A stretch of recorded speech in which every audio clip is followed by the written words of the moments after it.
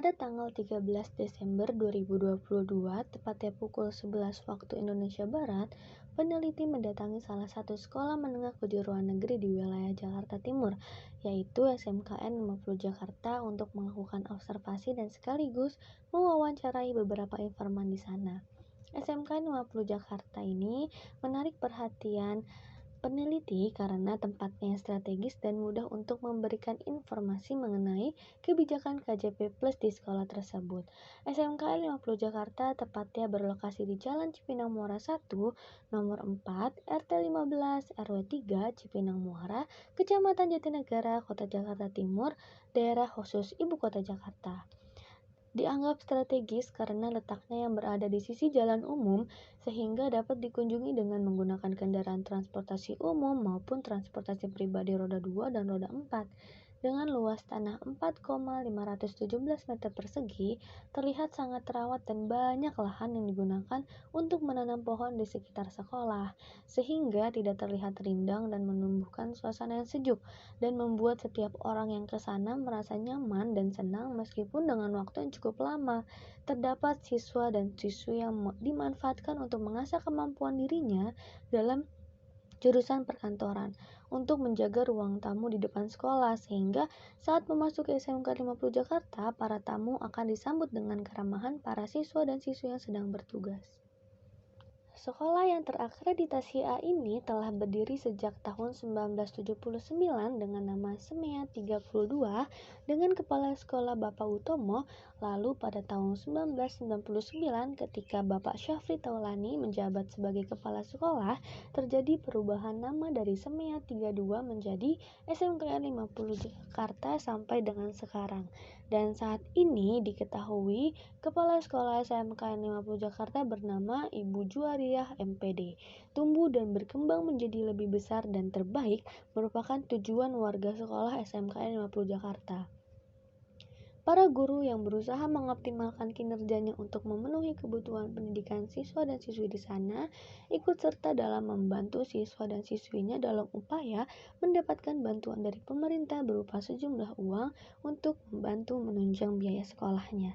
Selain itu, diketahui beberapa visi dan misi SMK 50 Jakarta yang terpampang jelas di panjangan sekolah maupun di setiap media sosial dan web yang dimiliki sekolah. Yang diantaranya visinya menjadi SMKN yang unggul, didasari iman dan takwa, berbudaya, kompetitif secara global dan mandiri. Lalu terdapat misinya, yang pertama membentuk siswa yang beriman, bertakwa, kompeten, dan memiliki kecakapan hidup serta berjiwa wirausaha. Yang kedua, mengembangkan kepribadian siswa dan budaya bangsa sesuai dengan minat serta bakat dalam menghadapi pasar global.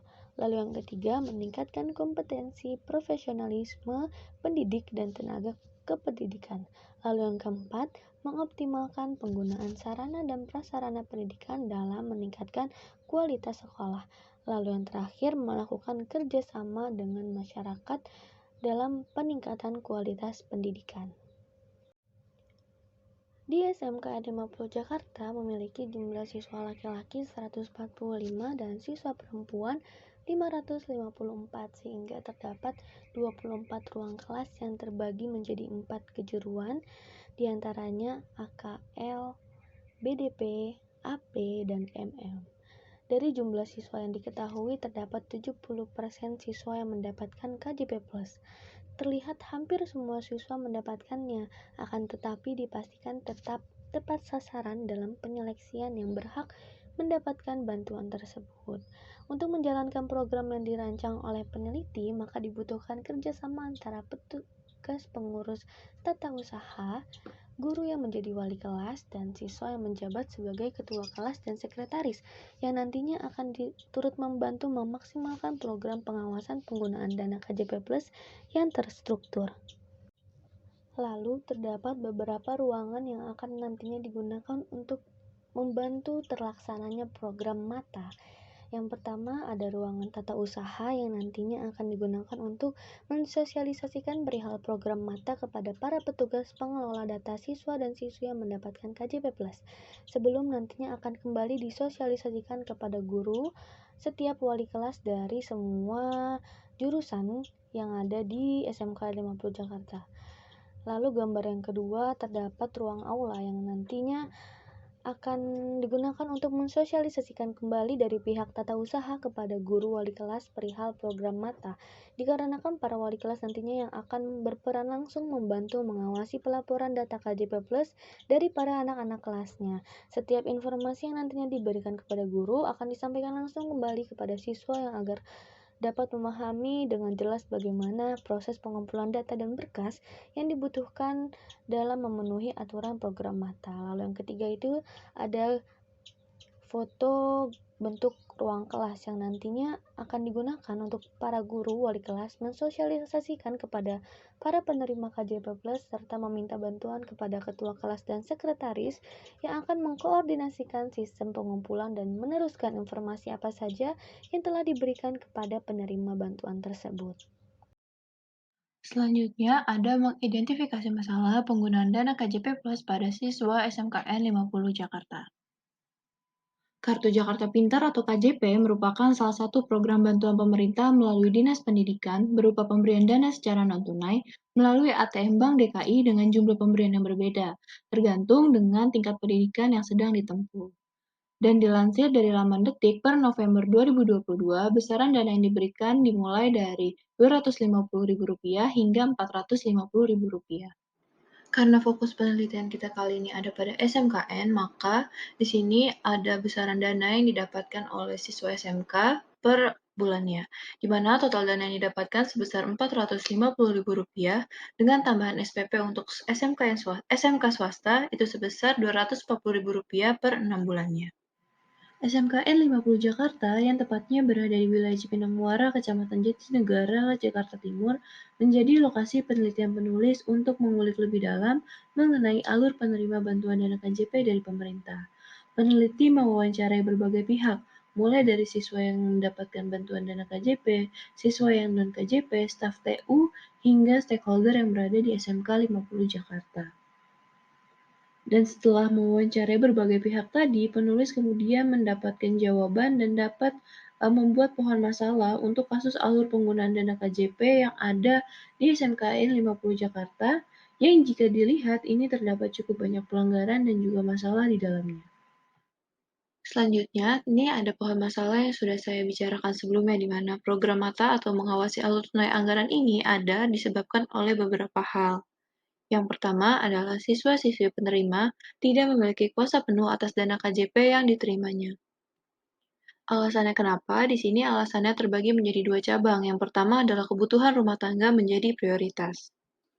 Dari kebutuhan rumah tangga yang menjadi prioritas, ini disebabkan lagi oleh dua hal. Yang pertama adalah kurangnya pemasukan dari ekonomi keluarga, serta alasan bahwa perlengkapan sekolah bukanlah barang yang digunakan sekali pakai.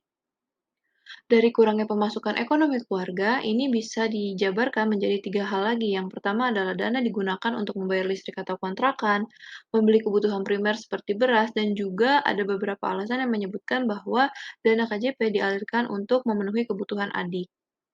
Sementara untuk perlengkapan sekolah bukan sekali pakai itu memang benar, dan siswa menggunakan dana tersebut untuk membeli kuota, kebutuhan harian, dan juga untuk ditabung.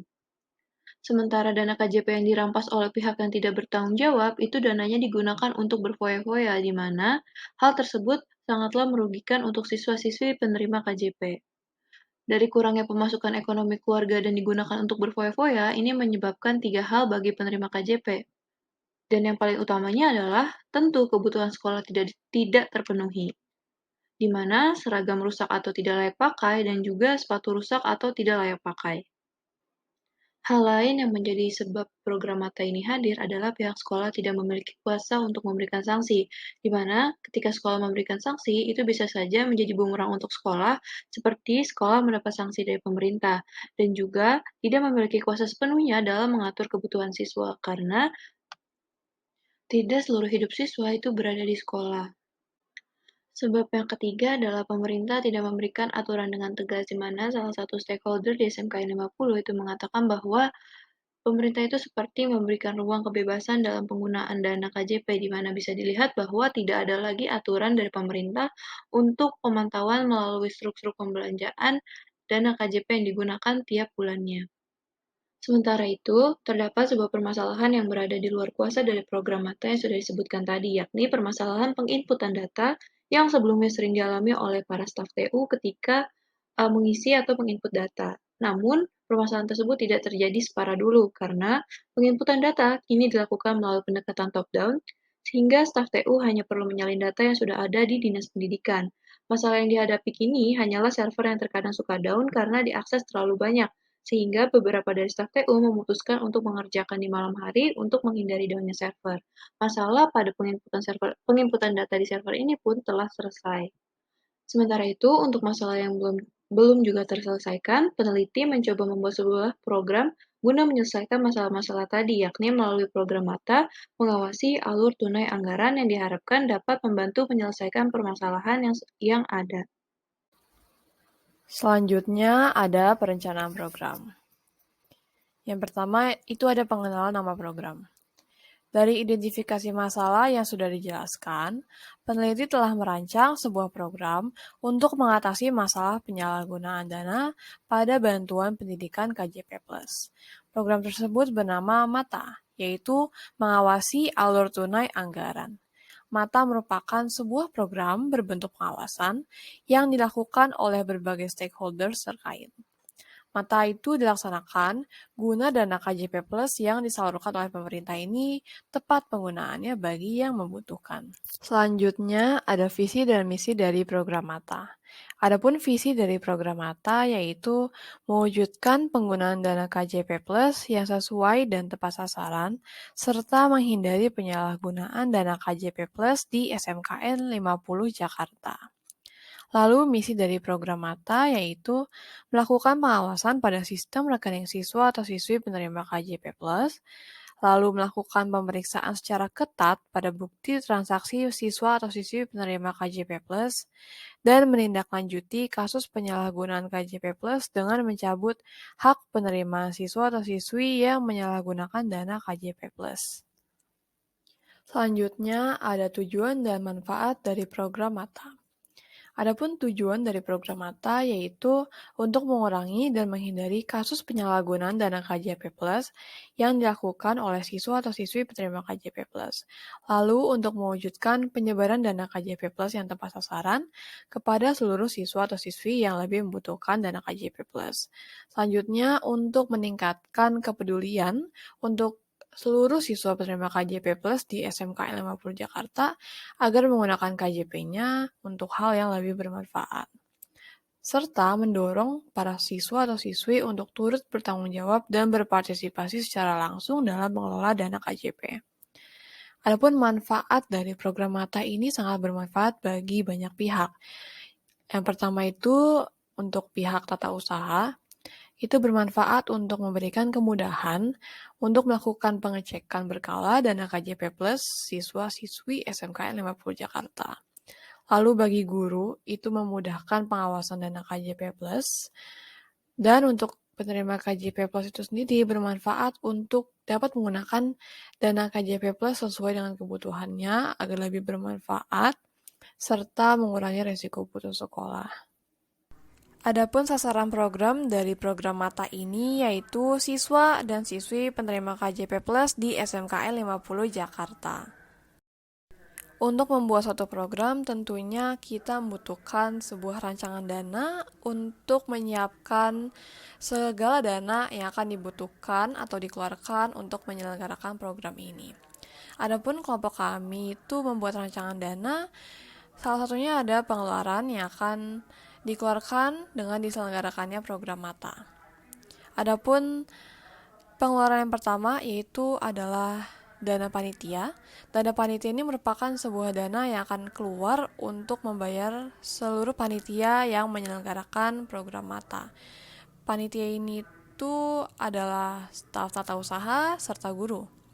Dana panitia ini juga sudah termasuk konsumsi. Adapun jumlah yang diperkirakan yaitu ada Rp50.000 dengan kuantitas orangnya kami akan mengambil sekitar 12 orang. Lalu jika ditotalkan itu ada Rp600.000 totalnya. Lalu yang kedua itu di bidang kesekretariatan Dalam program mata ini membutuhkan surat-surat serta proposal. Surat-surat ini dibutuhkan untuk mengedarkan informasi mengenai penyelenggaraan program mata, dan proposal tentunya akan diserahkan kepada Kepala Sekolah SMKN 50 Jakarta. Surat-surat ini itu kami perkirakan satu lembarnya itu berjumlah Rp1.000. Lalu kuantitas yang akan kami ambil itu ada 26, berarti 26 lembar. Jadi total dari harga surat-surat ini itu ada Rp26.000. Sedangkan proposal kami perkirakan mengambil dana Rp35.000 dengan kuantitasnya satu lembar saja untuk kepala sekolah. Lalu total dari proposal itu sendiri ada Rp35.000. Serta akan diperkirakan satu dana lainnya, yang dimana ini bertujuan untuk dana jaga-jaga jika ada keadaan darurat. Kelompok kami memperkirakannya sekitar Rp100.000. Jadi ketiga dana yang akan dikeluarkan oleh program dana ini itu berjumlah sekitar Rp761.000. Selanjutnya ada analisis stakeholder. Adapun stakeholder yang akan kami ambil yaitu ada 3. Di antaranya ada tata usaha SMKN 50 Jakarta, lalu guru SMKN 50 Jakarta, dan siswa-siswi penerima KJP Plus di SMKN 50 Jakarta. Adapun analisis pertama akan saya analisis di dalam bidang organisasi. Jadi TU SMKN 50 Jakarta ini merupakan organisasi formal yang dimana dia itu merupakan organisasi yang bertugas menyusun tata usaha sekolah seperti mengurus keuangan, peradministrasian, persuratan, dan lainnya yang berhubungan dengan tata usaha sekolah. Lalu ada organisasi guru SMK 50 Jakarta. Mereka itu merupakan organisasi formal yang bertugas untuk mendidik dan membimbing siswa atau siswi, baik itu dalam segi akademis maupun dari segi sikap dan keterampilan. Lalu, siswa atau siswi penerima KJP Plus di SMK 50 Jakarta ini termasuk organisasi informal, karena siswa-siswi ini merupakan sasaran dari program mata itu sendiri. Selanjutnya, saya akan menganalisis dalam segi peran dalam program. Jadi, TU itu berperan dalam menjadi pihak yang mengawasi berjalannya program, karena staf TU ini tuh merupakan pihak yang mengerti dalam hal pengelolaan dana KJP Plus, serta berperan untuk menyampaikan informasi kepada siswa atau siswi penerima KJP Plus mengenai pelaksanaan program mata. Lalu guru SMKN 50 ini berperan untuk memberikan dukungan kepada pihak TU dan pihak lainnya yang terlibat dalam program, serta menyalurkan informasi mengenai pelaksanaan program ini kepada siswa-siswi penerima KJP Plus. Lalu, peran dalam program yang akan dilakukan oleh siswa atau siswi penerima KJP Plus, mereka ini akan menjadi subjek sasaran dalam program pengawasan penggunaan dana KJP Plus ini sendiri. Adapun fakta-fakta unik dari ketiga stakeholder yang telah kami wawancara ini, dari pihak tata usaha SMKN 50 Jakarta ini cenderung ramah kepada peneliti. Beliau berfokus kepada penyebaran KJP Plus yang merata serta tepat sasaran kepada siswa-siswi SMKN 50 Jakarta yang lebih membutuhkan dana KJP Plus tersebut. Lalu, fakta unik dari guru SMKN 50 Jakarta yang kami wawancarai itu, beliau merupakan sosok yang tegas, namun beliau ini juga merupakan salah satu guru yang dekat dengan banyak siswa di SMK 50 Jakarta. Beliau juga memiliki pandangan bahwa KJP ini harus dibagikan secara tepat sasaran kepada orang-orang yang membutuhkan. Yang terakhir, ada fakta unik dari siswa penerima KJP di SMK 50 Jakarta yang kami wawancarai. Beliau ini termasuk orang yang pintar dalam mengemukakan pendapatnya. Beliau juga memiliki pendapat kontra terhadap penyalahgunaan dana KJP Plus pada siswa di SMKN 50 Jakarta. Selanjutnya ada indikator keberhasilan dari program MATA.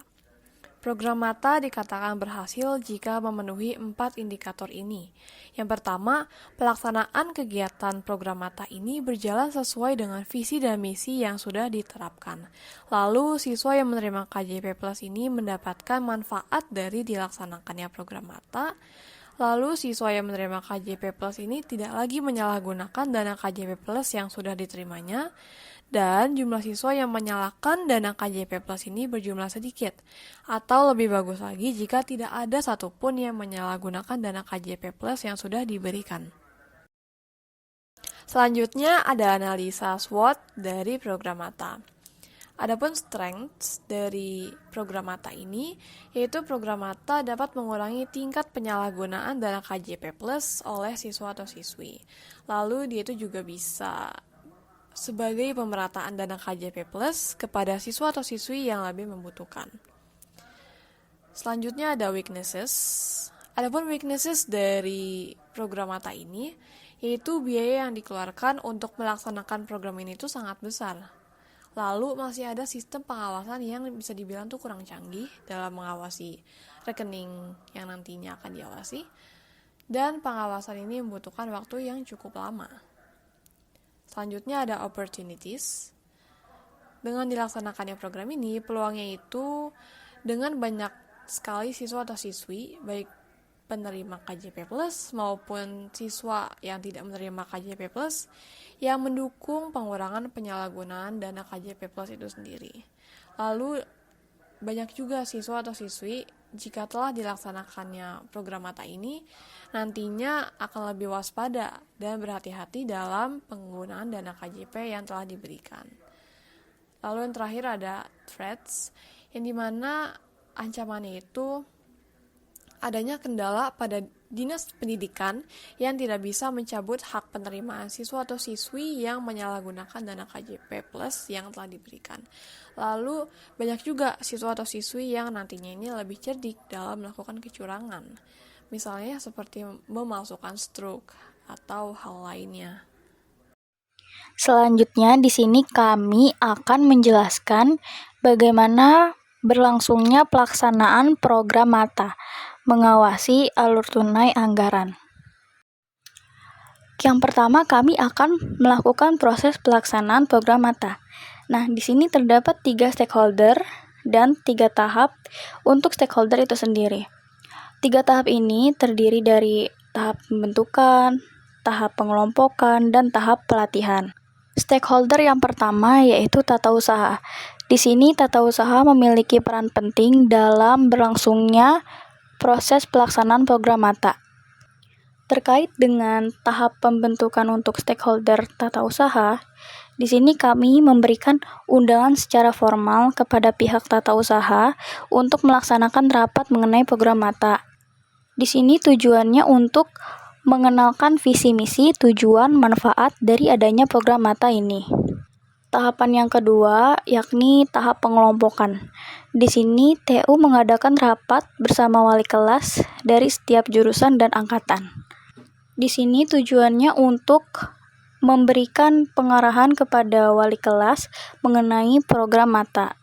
Selanjutnya, tahapan yang ketiga untuk stakeholder tata usaha.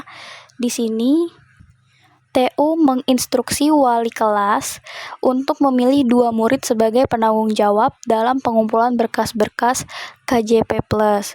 Lalu yang kedua, TU membuat grup diskusi di WhatsApp antara TU dan seluruh wali kelas.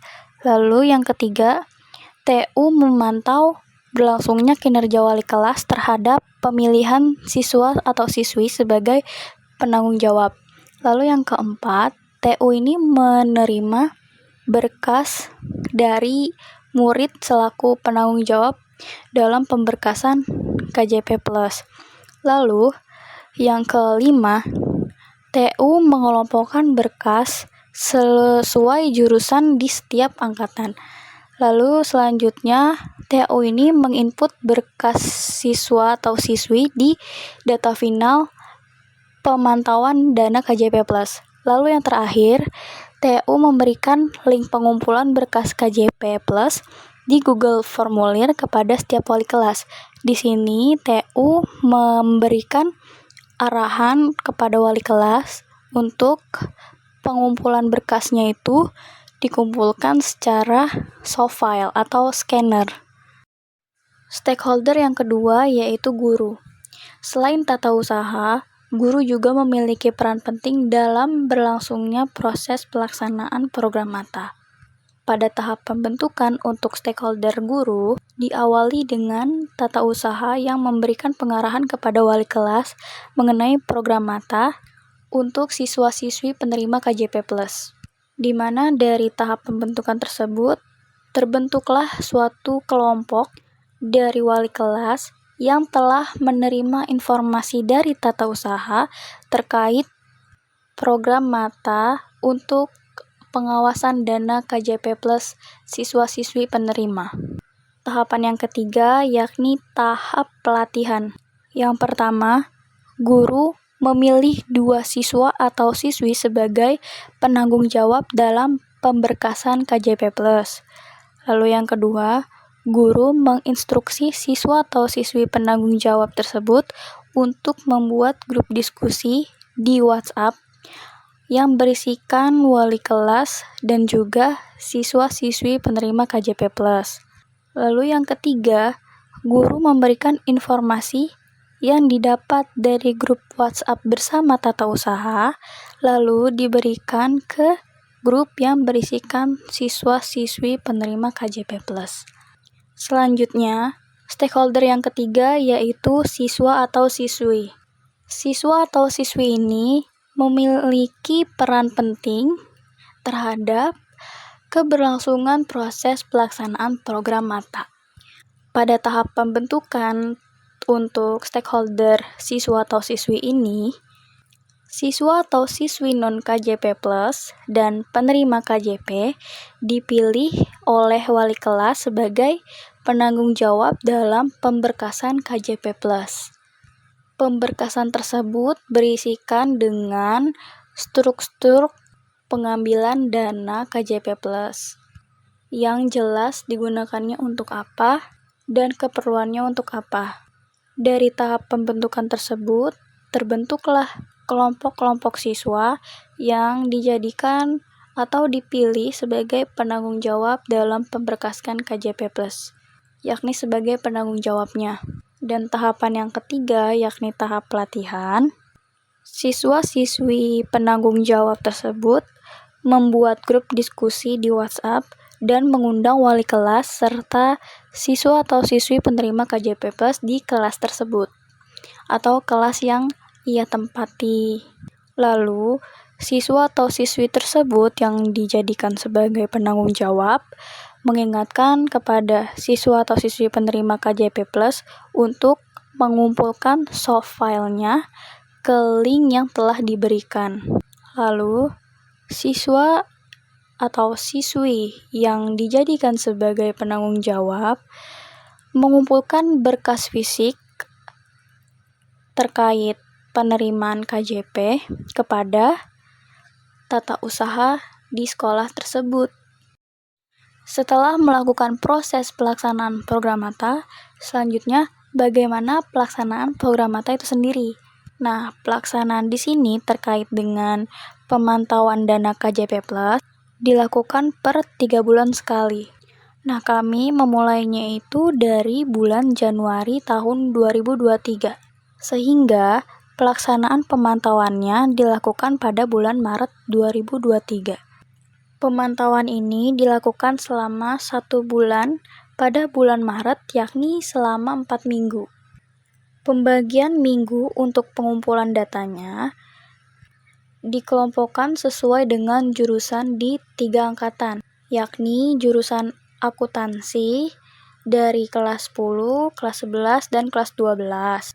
Dilakukan di minggu pertama pada tanggal 10 Maret tahun 2023, tempatnya itu di ruang TU, dan mekanismenya yakni pengumpulan berkas diinfokan pada tanggal 3 Maret tahun 2023, sehingga batas pengumpulan berkas tersebut pada tanggal 10 Maret tahun 2023.